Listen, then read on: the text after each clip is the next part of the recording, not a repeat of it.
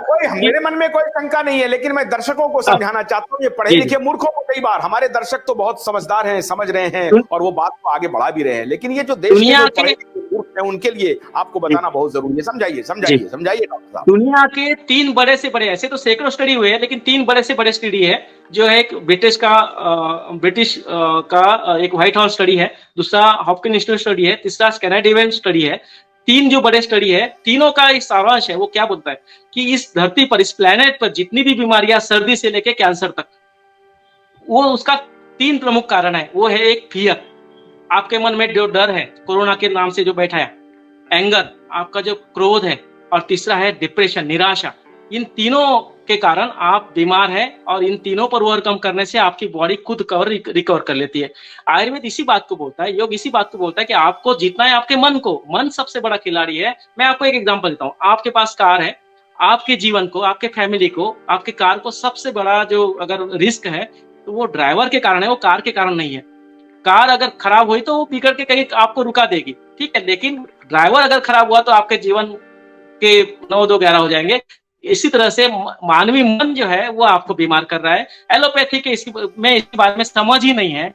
उन्होंने मन को समझा तो सही, लेकिन उसको समझ नहीं पाए पूरी तरह से, क्योंकि मन का उगम कहाँ है, क्योंकि उन्होंने आत्मा को एक तरह से निग्लेक्ट कर दिया। और ये आत्मा लेस पैथी है। एलोपैथी जो है ना, ये सोल लेस पैथी है, इसमें आत्मा ही नहीं है, ये केवल मशीन है जो मशीन को तरह। इसलिए आप जो बोल रहे हैं इमरजेंसी में काम आता है, तो इमरजेंसी में काम आता है। डेंटिंग पेंटिंग वाले भी आपको काम देते हैं, लेकिन जो डेंटिंग पेंटिंग वाले हैं उनको मशीन को हाथ लगाने की नौबत क्यों है? क्यों आपको बीपी में इंटरेस्ट है, क्यों शुगर में इंटरेस्ट है, क्यों बाकी की सब बीमारी में आपको इंटरेस्ट है? आप डेंटिंग पेंटिंग करते रहिए। एलोपैथी को मैं बोलता हूँ कि आप चलो कुछ उल्टा सीधा हो गया, एक्सीडेंट हो गया, तो थोड़ा सा आप सूचर कर दीजिए। सूचर तो हमारा ही पार्ट था आयुर्वेद का, लेकिन चलो आपने हथियार लिया, चलो आपके लिए उतना काम हम लोग छोड़ देते हैं कि 1-2% वाला कि जब एक्सीडेंट हो जाएगा तो आप संभाल लेना। लेकिन बाकी 99%, 98% बीमारियों में आपका कोई रोल नहीं है, उसमें आपको छोड़ दिया। क्योंकि केमिकल आप जो यूज कर रहे हैं, उसका मैंने बताया भी था आपको कि उसका डीप केमिस्ट्री क्या है केमिकल का।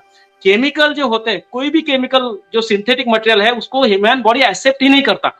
इस बात को ध्यान सुनिए। आपने जो कपड़े पहने हैं, यू प्रीफर कॉटन, क्योंकि वो नेचर से आता है। आपने आज तक जो भोजन किया है, आज के बाद जो सब कुछ खाएंगे, वो सब की सब चीजें 100% नेचर से आती है। आप सब्जी, रोटी, दाल, चावल, फल फूल जो भी खाते हो, सब्जी, सलाद, वो सब की सब चीजें 100% नेचर से आती है। आपका ओढ़ना और बिछाना भी आप देख लीजिए, आप बेडशीट भी आपको कॉटन लगेगी, ओढ़ने के लिए भी आप ठंड कितने भी हो आपको कॉटन प्रीफर करेंगे, क्योंकि नेचर से आता है। आप कितना भी कोशिश करें, कितने भी बड़े डॉक्टर ने आपको आके बताया कि आपको गाय भैंस वाला दूध नहीं पीना है, सिंथेटिक दूध पीना है, तो आप नहीं पिएंगे कभी भी। आप पानी की जगह कभी H2O लेबोरेटरी से जाके H2O नहीं पी सकते।